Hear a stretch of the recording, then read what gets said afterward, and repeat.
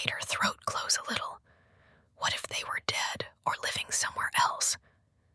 The first option was more likely than the second. Her parents had not filed a report, no missing persons report. That made it clear how little they cared. She looked at the bags she was carrying so she could dispel the slightly dark thoughts and try not to let the guilt burn a hole in her chest as usual. It was what always happened when she remembered her parents. They hadn't been the best, but they were her only family.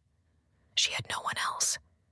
She had never talked about them to anyone until a few months ago, when she found a friend after a long time. One of the bags almost slipped from her grip and had to adjust it. The food she carried with was what was usually left over at the restaurant: bread, fruits, eggs, some vegetables, and a few pieces of meat. She wasn't ashamed of it. She was the only one who took the leftovers, and at first some people sneered at it, but she didn't care. As time went by, they got used to the fact that she was the leftovers girl, although she didn't quite understand why they called perfectly good food leftovers. At least all that had served to distract her and made her realize that she was just another ordinary person, not the chosen one of anything. Nor did she have any special talent or ability, just a simple mortal who worked in a restaurant and lived in a musty old apartment. The inconveniences of the day aside, the night was proving to be boring, which was unusual. Her partner and best friend Jason didn't come back with her as usual. There wasn't a day that she could remember when he didn't walk her to the front door, as they lived relatively close to each other, a block away. Jason was a man in his late 30s, tall, with short light brown hair, gray eyes, and a well-built physique. Sometimes she wondered why he didn't try to get a better job. He could work for a modeling agency if he wanted to. But every time she joked about it, he just smiled and dismissed the idea. All the previous nights they went home together, chatting about all sorts of topics were countless. She knew that Jason had come to town as a bodyguard, but the company he worked for had dispensed with him and terminated his contract, and that in order to stay in town, he'd had to work at the first job that came his way, and that had been Josh's restaurant. She thanked fate for having crossed paths with him. He brought a little more joy to her life and helped by covering for her in the shifts she couldn't work because of some exam she had. Remembering him brought a small smile to her face. She regretted not being able to go back on the way home in his car. No doubt Jason would have humored her with his stories. As the bus made a turn, causing her body to sway, she came back to the present. Before long, she was going to have to put her body on high alert as soon as she started on the way through the neighborhood. If anything happened, she would have to drop the food and run. That was a best-case scenario. She didn't like the idea at all. The food was going to help avoid having to spend what little money she had left for the whole week. She hoped nothing bad would happen and prayed that no drunks or muggers would try to approach her. The bus passengers looked tired and bored, eager to get home and maybe have a hot meal with their families. Certainly the people using the bus in that area were not wealthy or middle class, and you could tell that by their appearance. Tatiana raised her head and looked up at the fogged glass. Hardly anything could be seen outside. It wasn't raining, but the city naturally maintained that particular damp and gloomy climate. It was one of its characteristics. And the day was not the best, but the few rays of sun from time to time provided the necessary vitamins to be able to continue living normally. She reached out and tried to wipe the glass with the sleeve of her coat. Seconds later, she could better visualize the outside and inside. The reflection returned the face of a man, tall, dark-haired, broad shoulders and long legs. His features were very different from those of an average man. He simply looked as if he had come from some other place far away in time. What's wrong with that guy? He was still there, watching, looking straight in her direction, as if nothing else existed, as if she were his target. That he didn't take his eyes off her was disturbing. His eyes were dark and deep. He didn't look away, didn't even blink. He looked like an animal waiting to pounce on its prey. As the bus began to stop, the rush of people getting off as if they were running from something snapped her out of her trance with the stranger.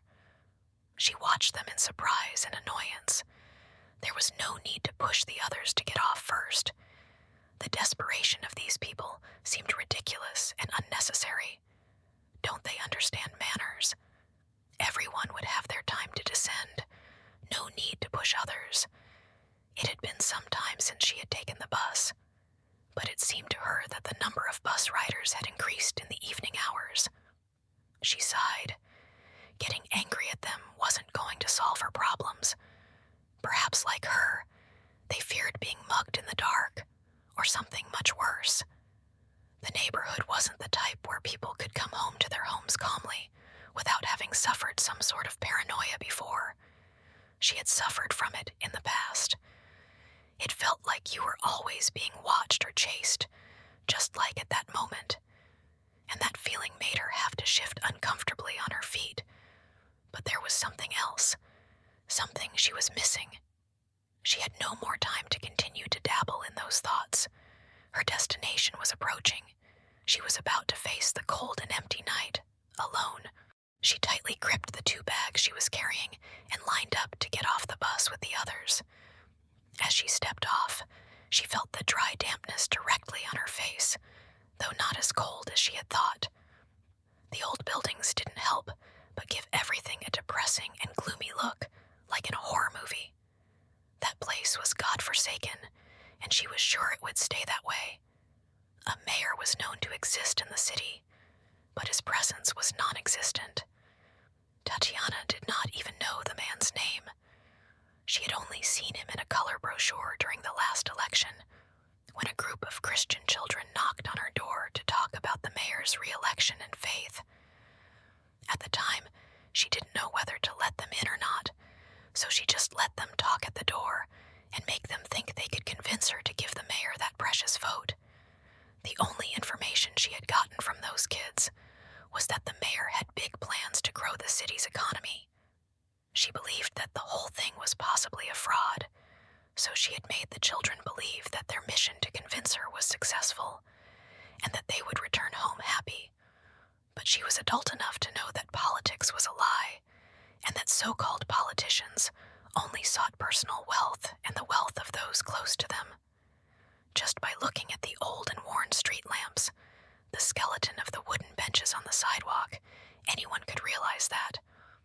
Even those children were manipulated by those swindlers. The world was a cruel place for everyone. She continued walking down the sidewalk, with his high heels echoing up and down the block. She looked to the side to see if anyone had noticed the sound and tried to make their move that night. Nothing. Good. That strange feeling in her back again ran through her. First on the bus, and now in the desolate streets. It was as if someone was watching her. But when she checked, she couldn't see anyone coming after her. She wondered if the feeling was caused by Jason's absence. Perhaps she was overconfident with his company and didn't see the dangers around her as they walked home. She walked a couple more meters until she stopped at a point she knew well and dreaded. She fixed her gaze to the left, in the direction of the alley, that every time she passed that way, it left a strange feeling in her bones. She hated having to do it without Jason, but if she didn't, she would have to walk 2 more blocks to get home, and for Tatiana, that would be more dangerous. There was no other way. She would have to walk that way. At least this time, there wasn't some weird guy smoking or a group of people. She steeled herself and was about to enter the alley when she heard a soft, deep voice behind her. Good evening. Her heart began to beat 1,000 beats an hour from one moment to the next. At the same time, she felt weak for a few seconds and was about to release the bags from her grip. Panic and nerves, too, gripped her, but not fear. A strange and new feeling, given the facts. At that time of night, the only people who could talk to a passerby on the street would not have good intentions. At first, they will try to gain your trust and try to get you to let your guard down, and then wham, you get hit. But something made her doubt that maybe this time the situation would be different. A man tried to get her attention, but her feet didn't want to face him. Come on, silly. Heat, up her neck to her face. Her cheeks were hot, then her whole body felt warm and a little sweaty. Her breathing quickened as soon as the stranger uttered the following words. A lady should not walk alone at night without a man to protect her, don't you think? What is that old world phrase? She was tempted to laugh, but a sudden dizziness threatened to unsettle her. She pulled the bags tighter against her chest and tried to suppress the nausea. She hadn't understood what happened.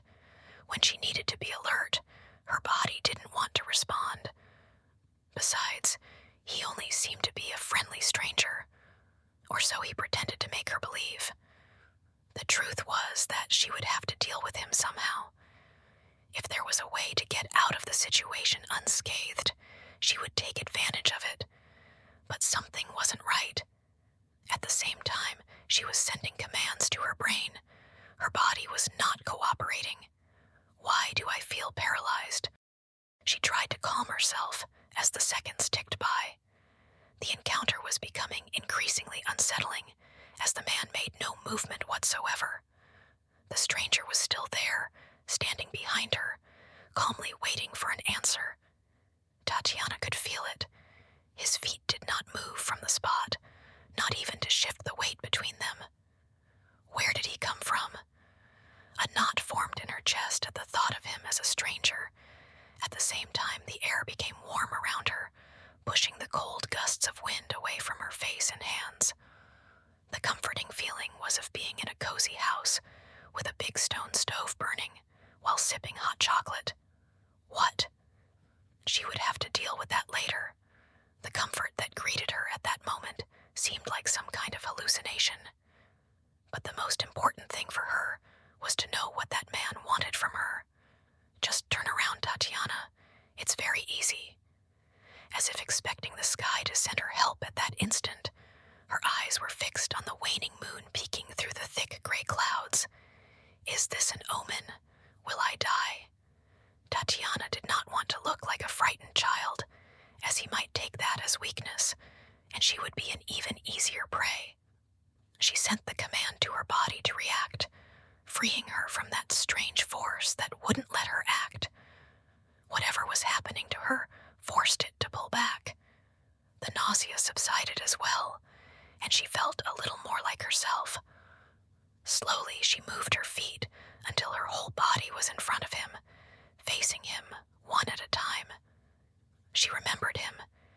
It was the man from the bus. She cursed inwardly for not having paid more attention. He had certainly seemed strange and out of place on public transport, but she didn't think more of it. The way he had looked at her, as if she were helpless prey. The next question that struck her mind was, how did he get to her? The times she had checked to make sure no one was following had been 2, besides having seen the passengers with her own eyes, and he wasn't among them in the dark of night. The only thing she could think of was that it might be some stalker who had been studying her movements for some time and had decided it was time to strike. What do I do now? Am I shaking? Damn body, answer me. Move your mouth. Fuck. Let me help you. It looks like that thing you're carrying is heavy. It's making it hard for you to walk. She saw him approaching as soon as he finished his words. He took the 2 bags from her hands as if they didn't weigh a gram, leaving her mute and stiff on the spot. The night became calmer than before. Even the drunks in the square stopped shouting. No cars were passing by. And she was at the mercy of that complete stranger with delusions of a gentleman. Her body relaxed, as did her mind. She knew there was nothing she could do if she fainted or uttered the wrong words. Having lived in a homeless shelter had taught her a thing or two. Her palms were no longer sweating, and her heart established a normal rhythm. New emotions and sensations coursed through her body, sensations that completely contradicted and confused her, as if something had touched a secret button or opened some door and released them from a place where they were safe and secure. It was absurd, but there had to be a reason. She hadn't had those feelings when she saw him on the bus, but she didn't feel afraid of him either, nor of his penetrating gaze, despite his physical size and appearance. She allowed herself to glance him up and down as she took 2 steps away from him. He was a big man, even bigger standing in front of him. He wore his shoulder-length hair, black, pulled back, and a long dark brown jacket, covering his body from his shoulders to his knees. She blinked to see if what she was seeing was real. She went back to his face, trying to figure out his sinister intentions. But what she found there left her wondering if he was a man of flesh and blood. His mouth was a sin-made man, a thin line, but with just enough thickness to be able to bite and savor them to the deserving woman's liking. The shadow of a 2-day beard also added to the beauty of his perfect frame. She could do nothing but stare at him in surprise and with desire. Am I really that bad? I didn't know that. Understanding so much in such a short time was proving impossible. Then there was the fact that her body began to respond to him the moment he held the bags. First those sensations, and now this, as if an animal instinct compelled her to desire him just for having had that little gesture with her. It's so strange. I don't understand. What's wrong with my body with him? Am I a crazy pervert? And those thoughts of perfection about his person that she had been having didn't go with her at all. Even her friend Jason was a handsome man, but she had never given his features a second thought, and whether or not she found them attractive when they were. She witnessed women regardless of age following him with their eyes in the restaurant, and it happened every day, but she never gave the matter a second thought until that moment. Also the hostility with which her female co-workers treated her. Was it because of Jason? Why did he only talk and smile with me? With the others, he was just a sounding rock, as if he didn't want to get involved with any of them. Jason had told her that he came to the city to work as a bodyguard. Maybe this man had something to do with him. Their physiques were similar, as were their features. But Tatiana felt no magnetism with Jason. She just saw him as a good friend to count on. Perhaps unable to accompany her, Jason sent one of his fellow bodyguards to keep watch. Although that attempt at consolation didn't quite convince. But why didn't he warn me if that was the case? He was very protective of her, and would have told her if he wanted to do something like that. Though the feeling that an important piece of the matter was missing didn't leave her alone.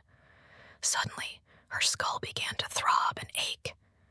The nerves from before were back, and with this new encounter with an overly attractive stranger, her head was going to explode. You were heading down this alley, weren't you? He gestured with his hand. His words came to her in waves, as if she heard them in slow motion. But still, the husky tone of his voice touched every fiber of her being. She blinked while holding her forehead. With that pain, she wouldn't be able to keep thinking about how to deal with that man. She needed an escape plan soon. Although he didn't seem to want to attack at the moment, she couldn't trust. The days when good people offered help without asking for anything in return were long gone. Who knows what he would ask in return for help? Tatiana wouldn't stay there to find out. She looked at him and observed his deep, dark eyes. She couldn't guess his intentions, nor could she trust her judgment, as her body was completely out of sorts. The clouds parted a little more, and the moonlight shone directly into his eyes. He takes a step towards her, and her heart begins to tremble again. Yes, over there. I was almost there. She could barely stammer, still unable to clear her mind. The pain was getting stronger, like a hammer pounding her temples nonstop. She needed to escape. She tried to move her feet, but they stayed in place. She felt her body heavy, her limbs soft, and her mind going blank. Before she fell, his arm, hard as oak, held her by the waist. How was it possible?